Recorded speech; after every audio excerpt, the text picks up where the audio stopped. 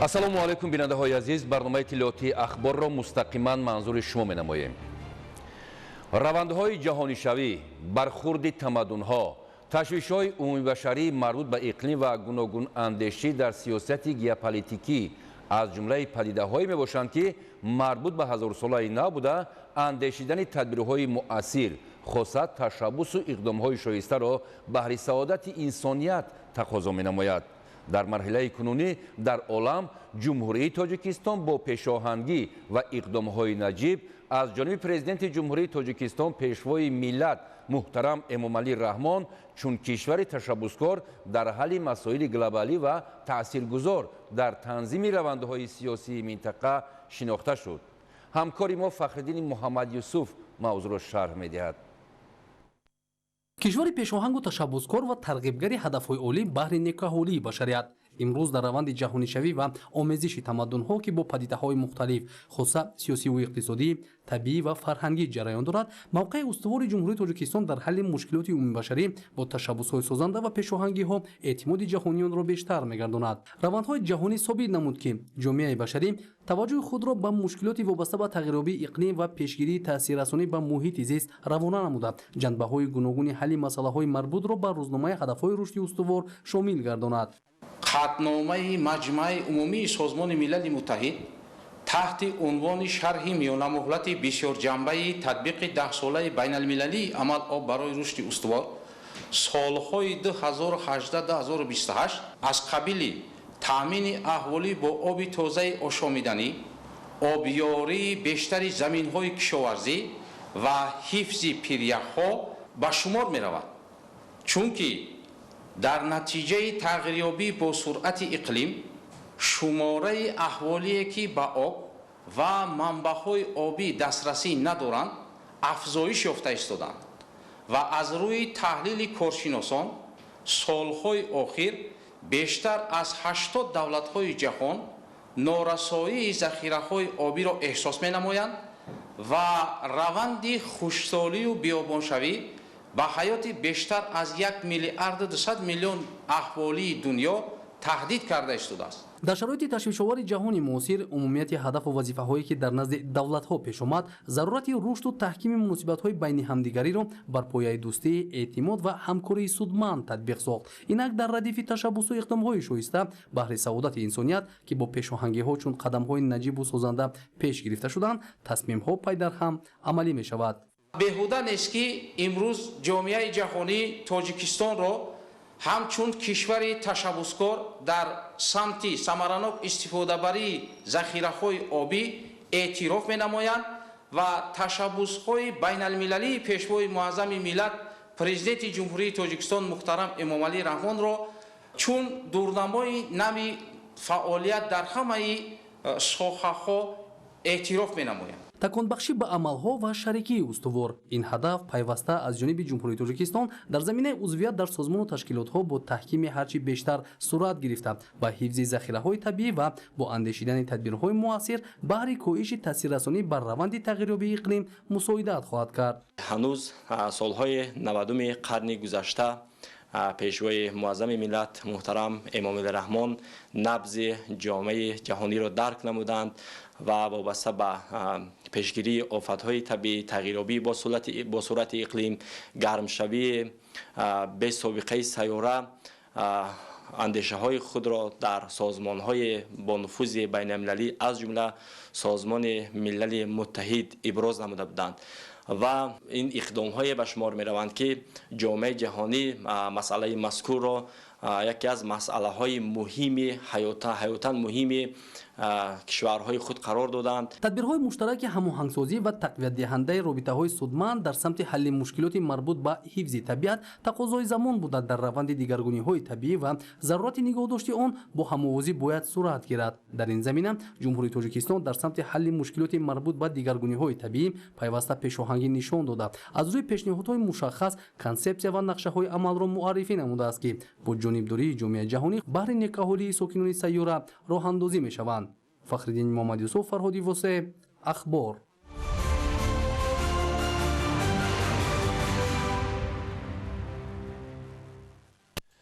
در زمینه وسعت کارهای سازندگی به استقبال جشن 35 سالگی استقلال دولتی از سال 2022 در ساحه معارف ولایت ختلان 510 انشاءات مورد استفاده قرار گرفته است. از این شماره 146 انشاءات به سال 2025 راست می‌آید.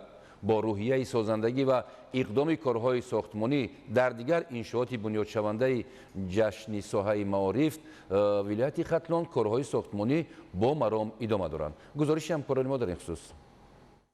در دایره آمادگی به استقبال سزاوار 35 سالگی استقلال دولتی و اعلام گردیدن سال 2026 همچون سالی وسعت دادن کارهای آبادانی و سازندگی و تقویت و تحکیم خودشناسی و خودآگاهی ملی در ولایت ختلان تدبیرهای آبادانی و سازندگی بخصوص در سمت بنیاد و از نوسازی مؤسسه‌های ساحه معارف با مرام ادامه دارد. این اقدام‌ها در فراهم آوردن شرایط معاصر تعلیم و تربیت نسل نورس نقشی مؤثر گذاشته ایستادند. طبق اطلاع مسئولین ریاست معارف ولایت ختلان تنها در سال 2025 در شهر و ناحیه‌های ولایت 1242 صنفخانه نو برای 62100 جای نشست در دو بست به استفاده داده شده است. از سال 2022 تا این جانب از روی نقشه عملی برنامه‌های دولتی و نقشه چورابینی‌های 35 سالگی استقلالیت دولتی جمهوری تاجیکستان در شهر و ناحیه‌های ولایت ختلان در مجموع 510 انشاءات‌های گوناگون ساحه معارف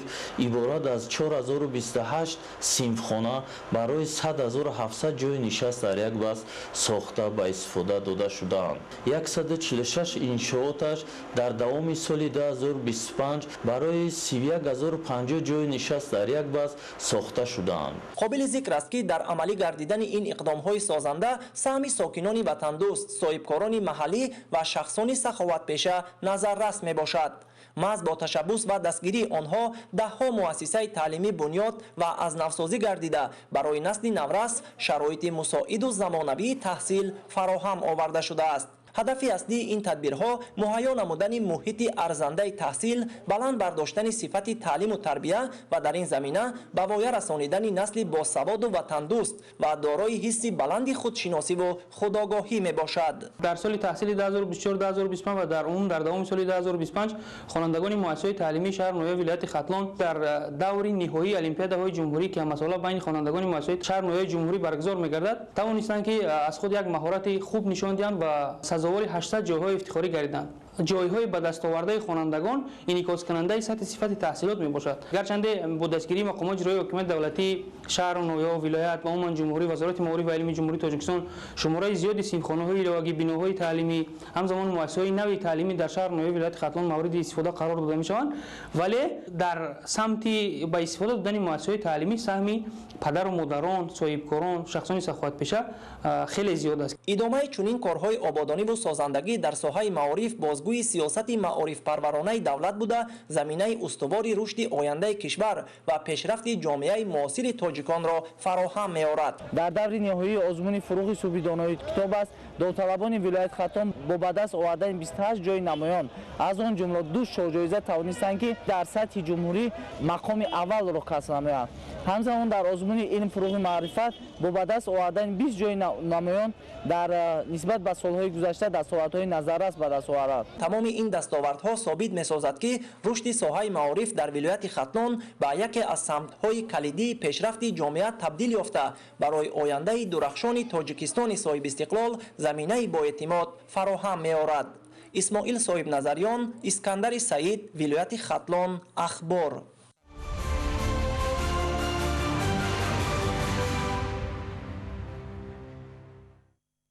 در دایره سیاست دولتی رشد اینفراستراکتور راه و نقلیات و طبق نقشه فعالیت مؤسسه دولتی نگهداری راههای اتومبیلگرد ناحیه عینی در سالهای 2025-2026 در قطعه راه اهمیت منطقوی داشته عینی کوهستان مسجد کارهای تعمیری به راه مانده شدند. در دوره سیاست دولتی رشد انفراساختار راه نقلیات و تطبیق نقشه فعالیت مؤسسه دولتی نگهداری راههای اتومبیلگرد ناحیه عینی در سالهای 2025-2026 در قطعه راه اهمیت منطقوی داشته، عینی کوهستان مسچو کارهای تعمیری جاری به راه مانده شدند. این قطعه راه از کیلومتر 8 تا 37 طول کشیده یکی از راههای مهمی پیوند کننده منطقه به حساب می رود. با اطلاع مسئولین هدف اساسی کارهای راهسازی بهتر نمودن حالت راهپوشی را، تامین حرکت بخطر وسیله نقلیات و فراهم آوردن شرایط مساعد راههای ساکنان میباشد. زیرا این راه نه تنها برای اهالی محلی بلکه برای راههای نقلیات بارکش و مسافرکش اهمیتی کلان دارد. عین حال کارهای تعمیر و نگهداری در کیلومتر 22 تا 24 با مرام ادامه داشته، برای اجرای آنها 3 عدد تکنیک مخصوصی راهسازی سفربر گردیده است. کارها طبق طلبات تکنیکی و با رعایت معیارهای بی‌خطری عملی می‌شوند. در مؤسسه دولتی نگهداری راه اتومبیلگرد ناحیه عینی 268 کیلومتر راه موجود میباشد که مرحله به مرحله در تمام همین راههای حدود ناحیه کارها رفته شده است. امروز در راه عینی کوهستان مچا کارها طبق نقشه تصحیح گردیده رفته شده است. مسئولین ساحه تاکید میکنند که کارهای تعمیری جاری طبق نقشه ادامه یافته، پس از انجام آنها سطح و صفت راه با مراتب بهتر گردیده بی‌خطری حرکت نقلیات تامین خواهد شد. این تدبیرها در مجموع بر رشد اقتصادی و اجتماعی منطقه و آسان گردیدن زندگی ساکنان مساعدت مینمایند.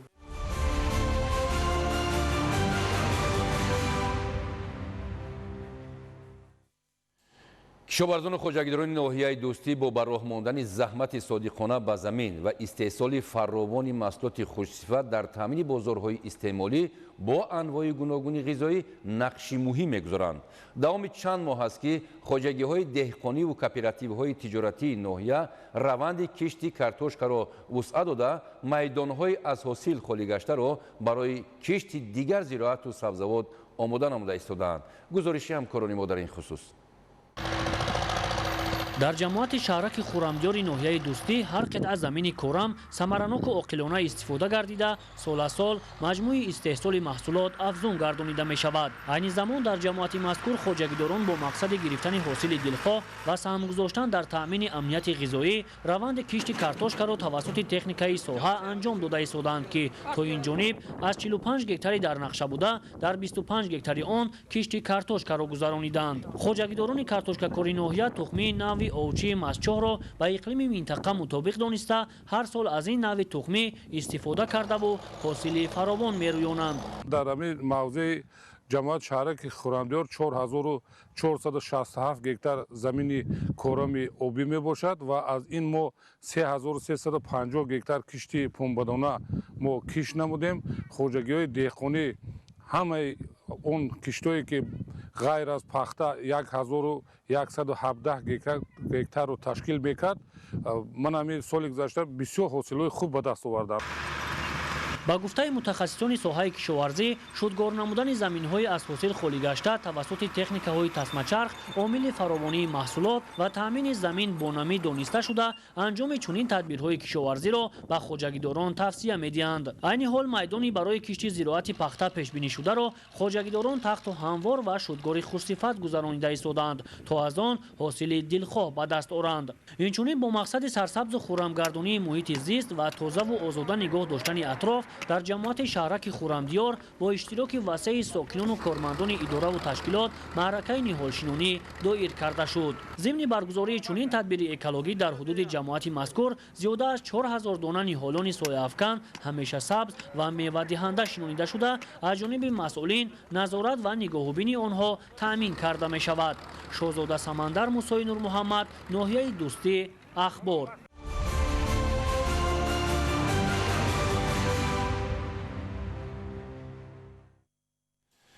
برای از زمستان سالم و فربه برآوردن چارا ذخیره خوراکی دروش و از روی معیار دادن غذا اهمیتی خیلی مهم دارد. بلند برداشتن محصولناکی و افزون نمودن سرشمار نیز از دوره زمستان گذرانی وابستگی زیاد دارد. سیر شیر به آن معنا است که اگر چروا سیر باشد هم شیر هم گوشت و هم نسل می شود. از بس که در ناحیه‌های وادیگی و نزدیک‌کوهی در فرمه‌های شیری و مولی سرشماری اساسی چروای کلان نگاه داشته می شود، چون این اصول پرورش تقاضا می نماید که در فصل زمستان آنها پربها خوانده شوند. جهتی در سطح ضروری و به طلب برآوردن چروا از موسم سرما، چرواداران به قدری ضروری ذخیره خوراک چروا را تامین نمودند. دورنمای ذخیره خوراک درشت برای دوره تیرمو زمستان به 125% برابر گردیده است. در خوجگی‌های زودپروری با طلبات‌ها جوابگوی بوده. بعضی خوراک چروا برای از زمستان برآوردن چروا در خوجگی‌های زودپروری بسنده می‌باشد. برای استحصال 1 لیتر شیر 0.6 واحد خوراک دو کرده شود با یک سرمدگو یا برای استحصال 1 کیلوگرم گوشت تا 10 واحد خوراک لازم میباشد که این ذخیره ها در همه خوجگی ها بسنده میباشد و بعضی مستحکم خوراک چروا تامین کرده شده است. تامین خوراک سرغذا در فصل زمستان و رعایت تکنولوژی درست خوراکدهی وزن افزونی چروا را بهتر کرده درآمد اقتصادی خوجگی ها را بیشتر میسازد. به نظر عالمان و متخصصان عامل اصلی که به بلند برداشتن محصول نوکی چروا مساعدت میکند با خوراک‌های سرغذا تامین نمودن چروا در تمام فصل سال خاصه در زمستان میباشد. تامین چروا با خوراک‌های باصفت در این دوره امکان می‌دهد که نسل سالم به دست آورده شود. کشاورزان با استفاده از امکانیت به قدری ضروری ذخیره خوراک شیردار را هم تامین نمودند. طبق نقشه باید به هر سر چروی شرطی 20 از 7 سنتیمتر واحد خوراک باید ذخیره کرده میشد که اطمینان کامل داریم که چروداران در این دوره زمستانگذرانی چرو رو به مشکلی از زمستانگذرانی میبرند. متخصصان ضرور میشمارند که خوجگیداران در برابر تکنولوژی جمع‌آوری، نگهداری و معیار خوراندن چروا در زمستان اهمیت بیشتر دهند. زیرا از روی معیار خوراندن چروا قابلیت تکرار استحصال کنی را بهتر نموده امکان می‌دهد که کسلی‌ها پیشگیری کرده شوند. اندیشیدن چاره‌های بهداشتی، ذخیره کافی خوراک و درست خوراندن چروا در فصل سرما زمینه واقعی رشد ساحه را تأمین می‌نماید.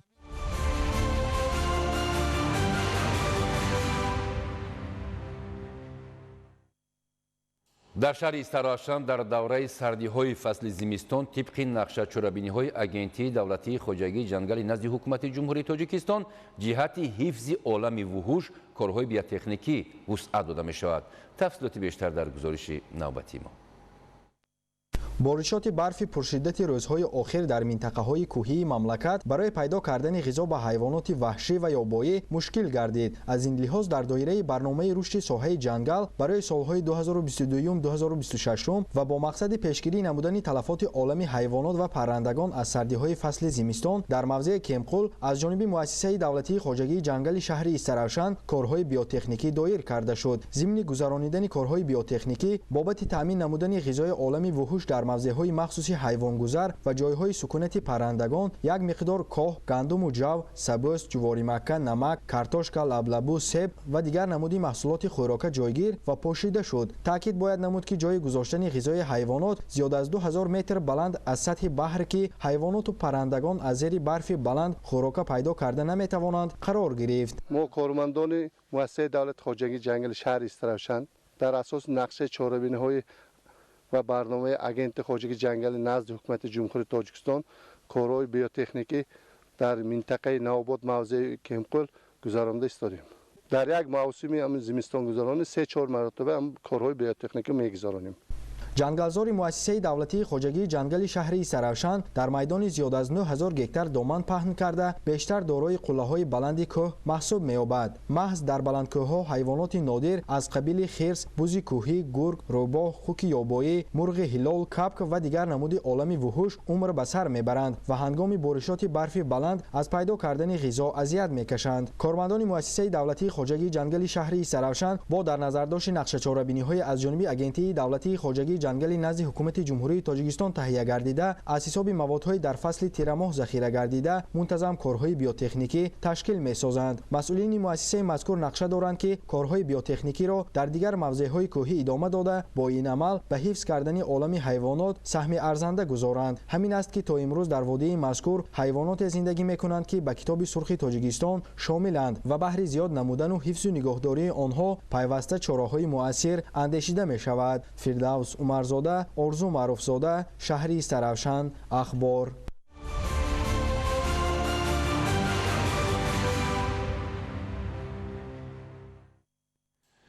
бинандаҳои азиз, ин буд барномаи тиллиётии ахбор. хайр саломат бошед.